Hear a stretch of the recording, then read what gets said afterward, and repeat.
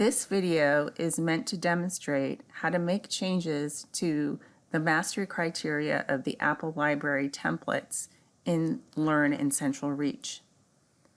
So the first thing one is going to do is going to navigate to Learn and then click on Library and Purchased Items. Then what you're going to want to do is only look for the Apple New Program Template Library, which will probably be at the top or close to it.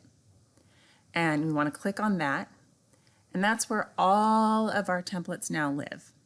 And they're all sorted in alphabetical order. And each of you have been assigned one or two letters.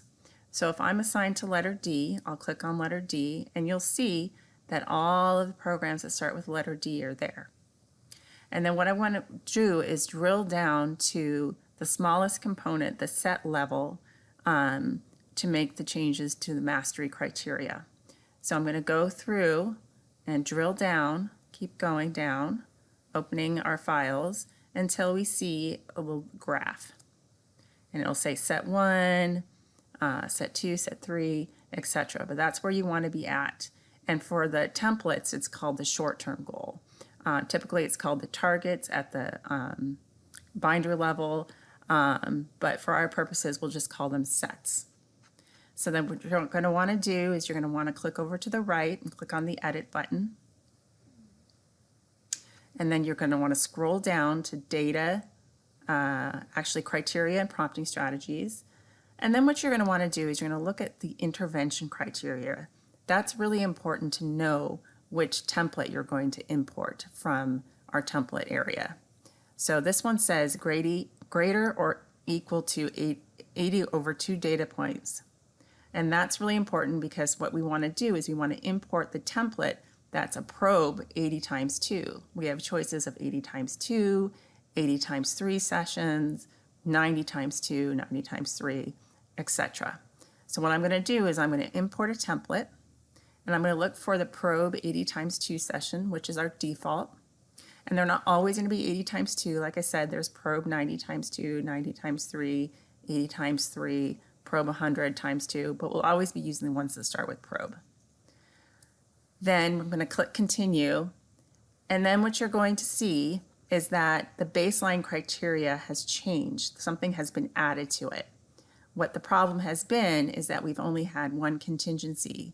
So if anyone got over 80 on any single day in baseline criteria, it would stay in baseline. What we're doing here is we're fixing it to show 2 contingencies so that when a client gets 80 or above, they will move to maintenance. And that's the only thing that we're changing here. But the issue is we have to change to every single set in every single program. So what you've been charged to do is do that for every set for the programs in the letters that you've been assigned. So I'm going to click Done Editing, and I'm going to show you one more time.